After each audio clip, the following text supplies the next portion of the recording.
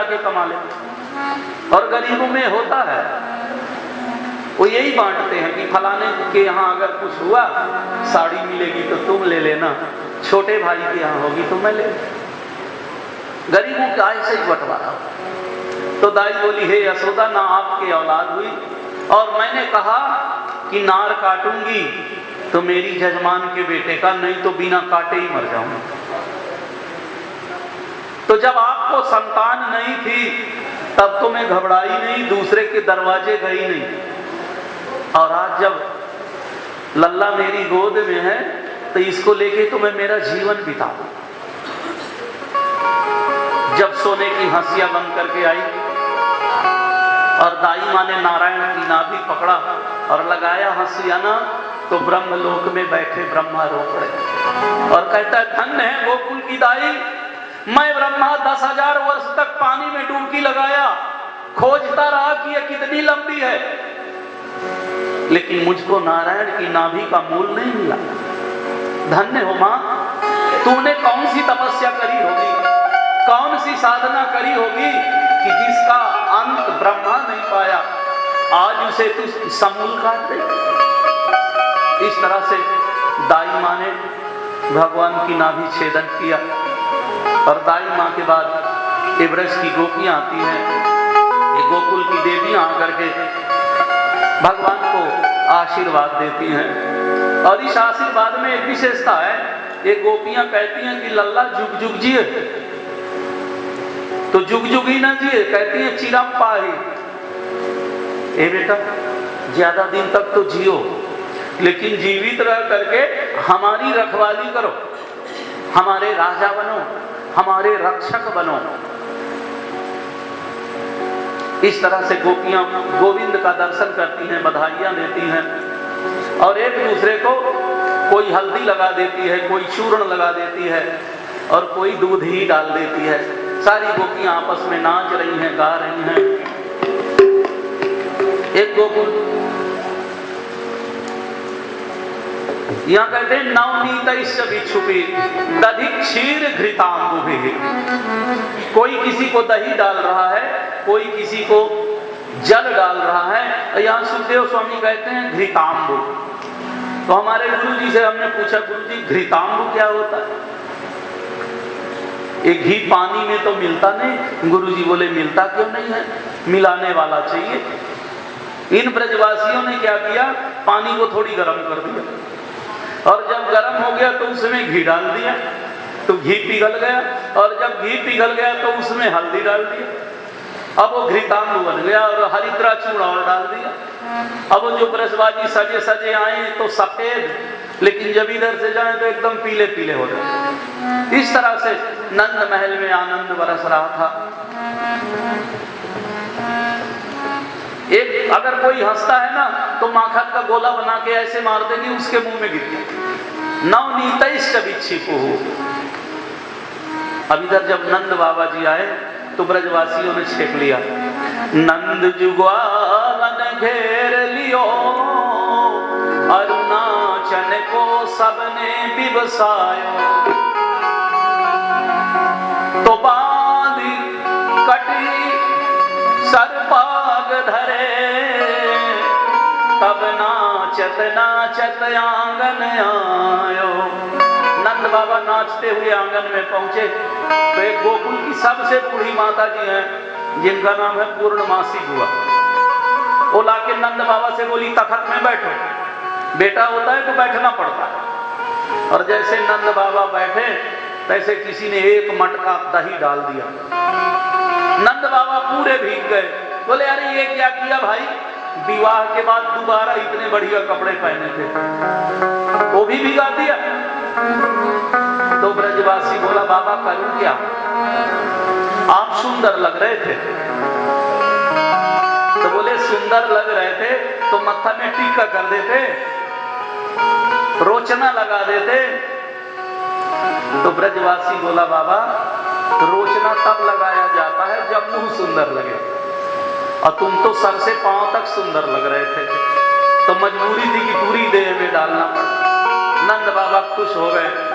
इस तरह से सारे ब्रजवासी आनंदित हैं। नंद बाबा घर से बाहर निकले।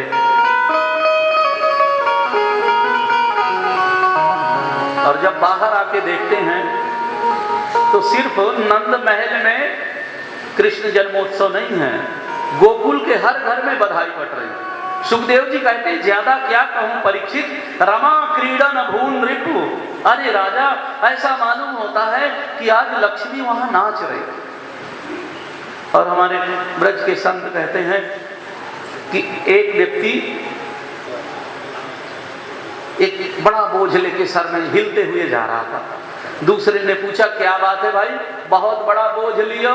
हंस करके बोला अरे आपको क्या पता, आज नंद महल में चांदी कट रही, ये चांदी का बोझ है, चांदी का। तो दूसरा बोला पागल। क्या भाई पागल किस बात का? बोले उसके थोड़ी और आगे जाते तो सोना बट रहा था, तो चांदी का बोझ उधर ही फेंक दिया और सोना लेने दौड़ गया। कोई सोना लेकर के आया तो किसी ने कह दिया अरे उधर तो मणि बट रही थी, उधर तो हार बट रहे थे, उधर तो बैदूर्य बट रहे थे, उधर तो मुक्ता मणि थी। मानो नारायण के आने के लिए माता लक्ष्मी ने पूरे ब्रज को अपने क्रीड़ा भूमि बना दिया। एक ही दिन में मणिमंडित मार्ग बन गए। ऐसा मालूम होता है गोकुल में लक्ष्मी नाच रही। नंद बाबा को बड़ा आश्चर्य हुआ। मैं तो जानता था कि मेरे गांव के लोग मुझे चाहते हैं, लेकिन आज पता चला इतना चाहते हैं कि बेटा मेरे घर में हुआ। बधाई सब बांट रहे। और ये विशेषता या तो आप अयोध्या में देखोगे या तो गोकुल में देखोगे। रामनवमी के दिन आप अयोध्या जी में पहुंच जाओ, पता ही नहीं चलता कि असली राम जन्मभूमि कहाँ। जो जानता है वही जानेगा, क्योंकि हर दरवाजे पर प्रसाद बटेगा, हर दरवाजे पर पंचामृत बटेगा, हर घर में आरती होगी। ऐसा प्रतीत होगा रामलला जी यही प्रकट हुए। पूरी अयोध्या में आप कहीं भी जाओगे भय प्रकट कृपाला ही सुनाई देगा।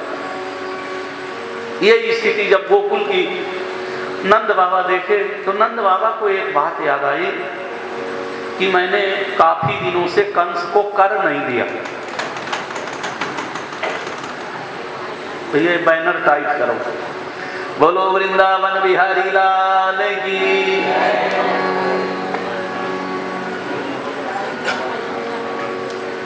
हमारे महाभाष्य में एक फक्तिका लिखी हुई है कि जिसके बेटी बेटा न हो उसका जीवन कैसा होना चाहिए। तो उसमें लिखा यावत जीवेत सुखम जीवेत ऋणम कृत्वा घृतम पीवेत। जिसके बेटी बेटा ना हो उसे ज्यादा कंजूसी नहीं करना चाहिए। जब तक जियो मौज से जियो, घी ही पियो, चाहे कर्जा लेना पड़े, क्योंकि मरने के बाद तो सारी संपत्ति या तो भाई परिवार के लेंगे और या तो सरकार लेगी। तो नंद बाबा कहते हैं जो संपत्ति लेगा वो कर्जा भरेगा। इसलिए यावत जीवेत सुखम जीवेत ऋणम कृत्वा घृतम पीवेत। कर्जा भले लेना पड़ जाए लेकिन मालपुआ ही खाओ। तो नंद बाबा कर देना बंद कर दिए थे, लेकिन जब उन्होंने भगवान श्याम सुंदर को देखा तो सोचने लगे इस संपत्ति का उपभोक्ता तो आ गया, अब अगर मैं कर्जा नहीं चुकाऊंगा तो ये मेरे बेटे के ऊपर अधिकार होगा। फिर नंद बाबा सोचने लगे कि जब मैंने टैक्स नहीं दिया तो मेरे गांव के लोगों से भी नहीं मांगा, तो जब ये मेरे पुत्र के जन्म में ये सारे आनंदित हैं तो मैं किसी को बिना बताए क्यों ना सबका कर्ज भर दूं। ऐसा विचार करके नंद बाबा ने बहुत बहुत बैलगाड़ियों में दूध भराया, घी भराया, शोठ के लड्डू भराया और धन भराया। पहुंच गए मथुरा। अब मथुरा में जगह जगह फ्री में दूध दही के लड्डू के स्टॉल लग गए। नंद बाबा की ओर से सबको बधाई। अब सारे मथुरावासी, देखो शहर वाले इस मामले में कुछ ज्यादा ही आगे हो गए। अगर कोई चीज गांव में आ जाए कि फ्री में मिल रही है तो गांव वाले पूछते हैं कहां से आई, किसकी है, किस जाति का लेकर के आया है, शुद्ध है कि नहीं। शहर वाले कहते हैं जैसा हो वैसा ही सही, फ्री का तो है, ले लो देखा जाए। मथुरा में लूट मच गई चारों तरफ, फ्री का दूध, फ्री का घी। नंद बाबा जब पहुंचे खजांची के पास, खजांची बोलता है बाबा कितने दिन से आपने पैसा नहीं चुकाया? नंद बाबा बोले भैया उसकी बात मत कर, तू बता दे हुआ कितना। तो बोले बाबा पिछले 5 साल से नहीं लिया। तो बोले अगले 5 साल का भी ले ले भाई, बता कितना हुआ। खजांची कहता जेब तो खाली है, रखे कहां हो। नंद बाबा ने जो बैलगाड़ी का पर्दा हटाया, खजांची की हालत का, हे भगवान इतना पैसा तो हमारे खजाने में नहीं। नंद बाबा बोले इसको रख ले। उसने सिपाही से कहा कि जाके बता दो कंस को कि बाबा के हाथ हुंडी लग गई। नंद बाबा बोले तू इधर ही बैठ, मैं कंस के ही पास जा रहा हूं। और लिया हाथ में लड्डू, पहुंच गए कंस के दरबार में। ऊंचे सिंहासन पर भोजपति कंस बैठे हुए थे। एक बड़ा सा लड्डू उठाया और मुंह में डाल दिया, महाराज आशीर्वाद दो, बेटा हुआ। अब कंस का मुंह तो फंस गया, दोनों हाथ उठा के बोला तेरा बेटा झुक झुक जिए। इतने में चांगुर पूछ दिया, बगल में बैठा था, बेटा हुआ कब? वो बोला अष्टमी की रात में। जो कहा अष्टमी की रात में, तो कंस को जोर